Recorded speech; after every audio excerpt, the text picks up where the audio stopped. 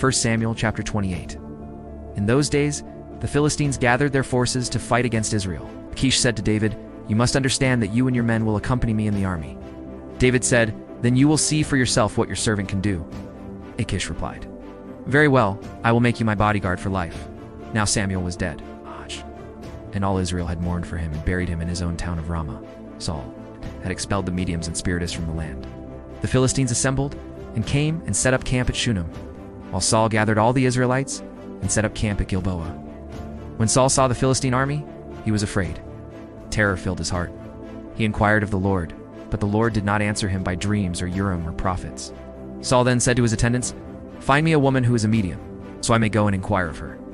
"There is one in Endor," they said. So Saul disguised himself, putting on other clothes, and at night he and 2 men went to the woman. "Consult a spirit for me," he said, "and bring up for me the one I name." But the woman said to him, "Surely you know what Saul has done. He has cut off the mediums and spiritists from the land. Why have you set a trap for my life, to bring about my death?" Saul swore to her by the Lord, "As surely as the Lord lives, you will not be punished for this." Then the woman asked, "Whom shall I bring up for you?" "Bring up Samuel," he said. When the woman saw Samuel, she cried out at the top of her voice and said to Saul, "Why have you deceived me? You are Saul." The king said to her, "Don't be afraid." "What do you see?" the woman said. "I see a spirit coming up out of the ground." "What does he look like?" he asked. "An old man wearing a robe is coming up," she said. Then Saul knew it was Samuel, and he bowed down and prostrated himself with his face to the ground.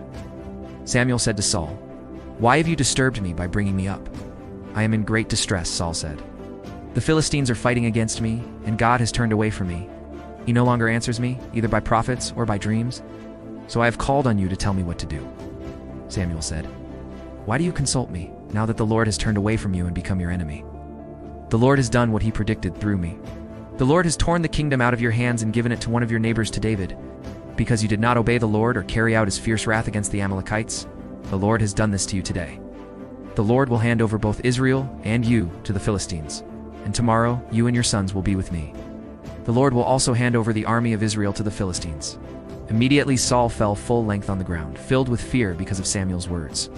His strength was gone, for he had eaten nothing all that day and night. When the woman came to Saul and saw that he was greatly shaken, she said, "Look, your maidservant has obeyed you. I took my life in my hands and did what you told me to do. Now please listen to your servant, and let me give you some food, so you may eat and have the strength to go on your way." He refused and said, "I will not eat." But his men joined the woman in urging him, and he listened to them. He got up from the ground and sat on the couch. The woman had a fattened calf at the house, which she butchered at once. She took some flour, kneaded it, and baked bread without yeast.